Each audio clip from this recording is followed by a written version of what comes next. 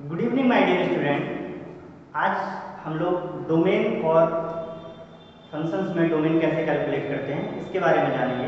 तो जैसा कि आप देख रहे हैं मैंने बोर्ड पे 4 क्वेश्चन लिख रखे हैं और इनके लिए हमें डोमेन कैलकुलेट करनी है। बट डोमेन कैलकुलेट करने से पहले हमें पता होना चाहिए कि डोमेन एग्जैक्टली होती क्या है। तो आज देखते हैं, जैसे कोई रैंडम फंक्शन है y is equal to f x. Let's take it y is equal to sine x. हम सभी को पता है कि y is equal to sine x में साइन एक्स का ग्राफ कैसे ड्रॉ होता है।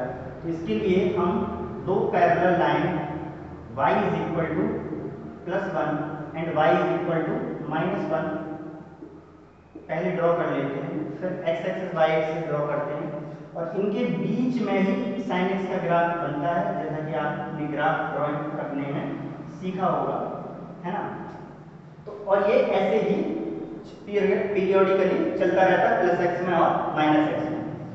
तो x की कोई भी वैल्यू हम लें उसके लिए हमें y की करस्पॉन्डिंग वैल्यू मिल रही है।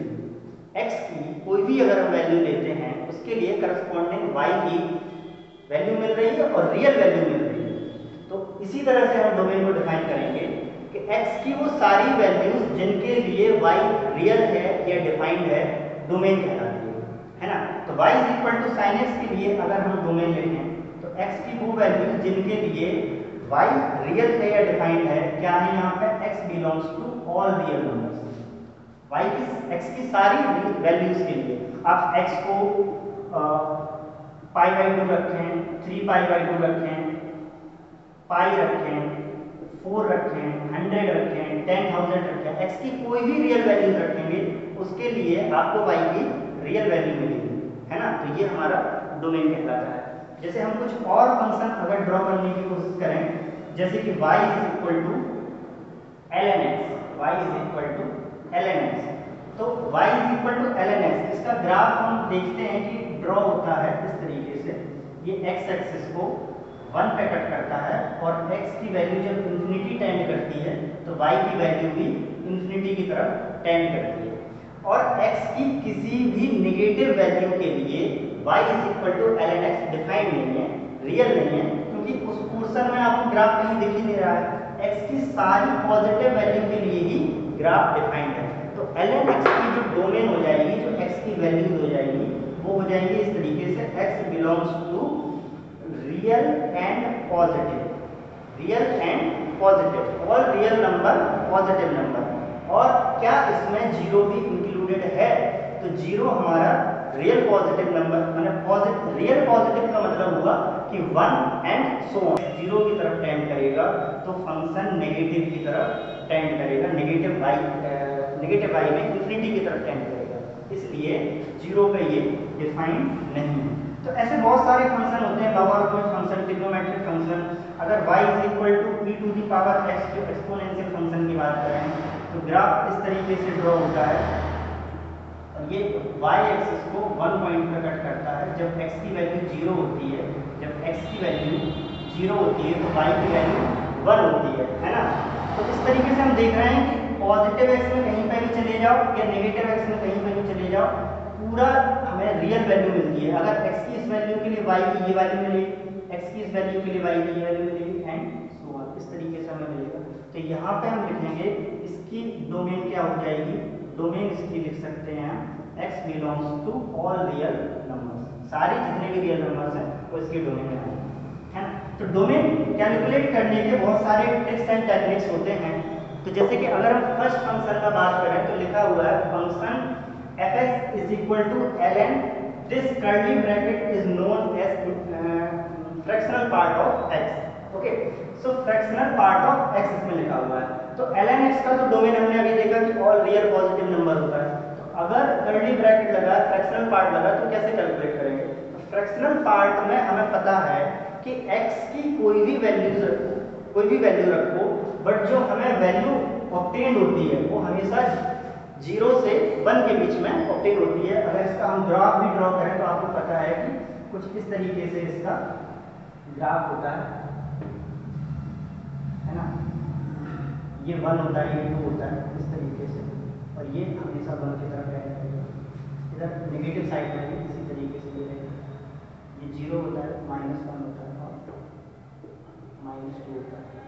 तो आप देख रहे हैं कि x की कोई भी वैल्यू रखो, x की अगर x इक्वल टू 0 है देन वैल्यू 0 मिलेगा। x इज इक्वल टू 0 से 1 के बीच में अगर इस स्ट्रेट लाइन के द्वारा हमें वैल्यू मिलेगी। लेकिन जैसे ही x 1 से बड़ा होता है फिर से वैल्यू 0 से 1 के बीच में स्टार्ट हो जाती है।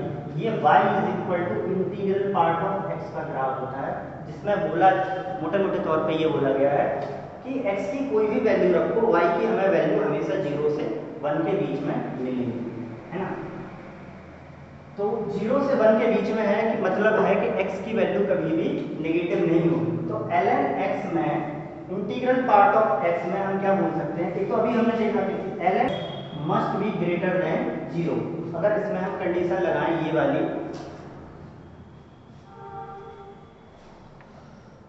पार्ट हमेशा ग्रेटर देन 0 होना चाहिए for the domain of ln fractional part of x।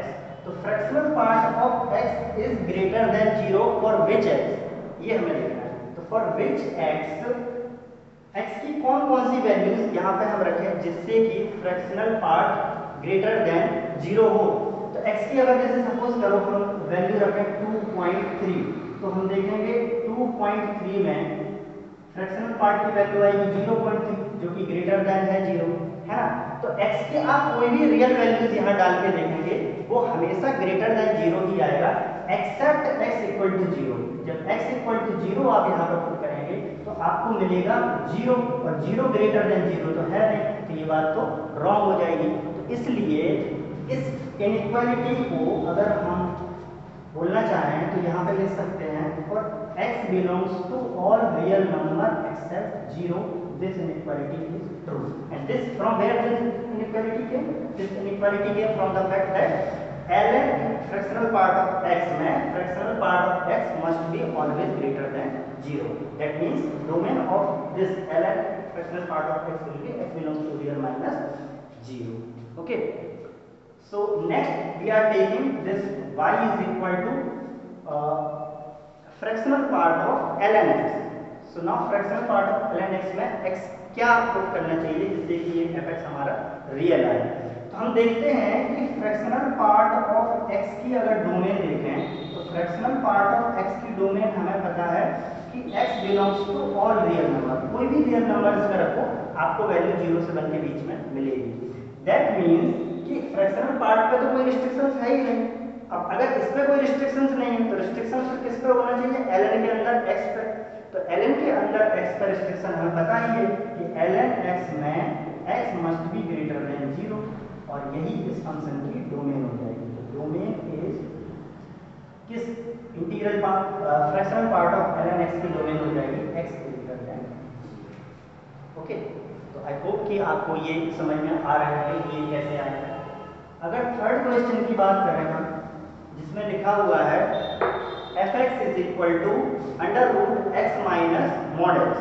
तो हमें पता है कि अंडर रूट के अंदर कभी भी हम नेगेटिव वैल्यूज पुट नहीं कर सकते।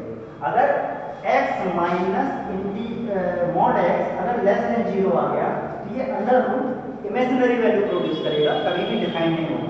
दैट मीन्स कंडीशन हमारी है कि या तो ये 0 होना चाहिए या 0 से बड़ा होना चाहिए, या तो अंडर रूट के अंदर की जो वैल्यू है वो या तो 0 होनी चाहिए या 0 से बड़ी होनी चाहिए। अगर ऐसा ट्रू है तो क्या होगा, x greater than equal to mod x greater than mod x। अब हमें इस इनइक्वालिटी को सॉल्व करके x की वैल्यू प्रोड्यूस करनी है, और जो x की वैल्यू आएगी वही fx की डोमेन होगी। तो हम क्या बोलेंगे कि इसको हम मैनुअली भी सॉल्व कर सकते हैं, ग्राफिकली भी सॉल्व कर सकते हैं। ग्राफिकली सॉल्व करना ज़्यादा इजी पड़ेगा। तो अगर ये y है ये x है, हम सबको पता है कि ये मॉड x का ग्राफ कुछ इस तरीके से होता है। दो लाइनें आती हैं, y is equal to plus x और y is equal to minus x, और ये 0 होता है। अब y इज तो एक जब दो इनइक्वालिटी को सॉल्व करना है तो एक तो y is equal to mod x draw करो, जो कि हमने ऑलरेडी ड्रॉ कर दिया, और एक y is equal to x draw करो। अब y is equal to x draw करेंगे तो इसी के ऊपर में फिर से यहाँ से ड्रॉ कर देता हूँ, इस तरीके से आएगा। अब हमें देखना है कि वो x की सारी वैल्यू जहां जहां x मॉड x से बड़ा है, x का ग्राफ मॉड x के ग्राफ से बड़ा है, x की वो वैल्यूज लेनी है।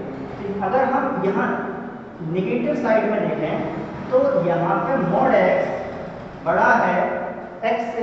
लेकिन अगर पॉजिटिव साइड में जाएं तो पॉजिटिव साइड में x और मॉड x इक्वल है, बड़ा तो नहीं है बट इक्वल है। लेकिन यहाँ हमें पता है चाहे तो हमारी इक्वलिटी होल्ड कर जाए चाहे ग्रेटर दैन होल्ड कर जाए, दोनों पे ही हम वो x की वैल्यू हमारे लिए एक्सेप्टेबल होती है। तो इस कंडीशन में हम बोलेंगे कि x belongs to real positive including zero, real positive including zero. तो यहाँ पे हम ऐसे भी लिख सकते हैं x belongs to zero to infinity, कभी भी इंक्लूडेड नहीं होता है बट जीरो हमारा इंक्लूडेड है। तो ये हमारे इस इनइक्वालिटी का सॉल्यूशन हो गया और यही हमारा डोमेन हो गया इस फंक्शन। ओके, आई होप कि आपको ये डोमेन कैलकुलेट करना समझ में आया होगा। नेक्स्ट जो हमारा प्रॉब्लम है वो इस तरीके से है कि 1 upon under root mod x minus x. तो अभी भी कंडीशन वही है कि रूट के अंदर जो वैल्यू लिखी है वो नेगेटिव नहीं होनी चाहिए, पॉजिटिव होनी चाहिए। लेकिन अभी एक्स्ट्रा कंडीशन इंपोज करनी पड़ेगी हमें कि रूट के अंदर वैल्यू जीरो भी नहीं हो सकती, क्योंकि अगर रूट के अंदर वैल्यू जीरो हो गई तो उसका मतलब तो होगा कि 1 upon root zero that means 1 upon zero that is again undefined है। इसलिए हम बोल सकते हैं कि इस फंक्शन में जो कंडीशन इंपोज होगी वो इस तरीके से आएगी, mod x minus x must be greater than zero. अब यहाँ पे इक्वलिटी नहीं आएगी, अगर इक्वलिटी नहीं आएगी तो अब आएगा mod x must be greater than x। तो अगेन फिर से वही वाला ग्राफ बनाएंगे, ये मॉड x का ग्राफ है और ये y is equal to x का ग्राफ है, ये y is equal to x का ग्राफ है और ये y is equal to mod x का ग्राफ है, y is equal to mod x का ग्राफ है, ये y है और ये x एक्सिस, ये जीरो है। तो अभी हम क्या बोलेंगे, अभी हम बोल सकते हैं कि मॉड x हमें वो वैल्यूज x की रिक्वायर्ड है जहां पे मॉड x से बड़ा है। तो मॉड x से बड़ा तो x की नेगेटिव साइड में है, क्योंकि राइट हैंड साइड में या पॉजिटिव साइड में तो इक्वल है मॉड x और इक्वलिटी तो हमें चाहिए नहीं है। तो हम क्या लेंगे, x belongs to minus infinity to zero. अब कहाँ पे ओपन ब्रैकेट आएगा, कहाँ पे क्लोज ब्रैकेट आएगा। तो हम देख रहे हैं कि माइनस इंफिनिटी पे तो डेफिनेटली ओपन ब्रैकेट ही आएगा, इंक्लूडेड नहीं होता है। लेकिन क्या हमारा जो जीरो वाला पॉइंट है यानी x इक्वल टू जीरो, ये डोमेन का पार्ट है, ये इनइक्वालिटी का सॉल्यूशन है?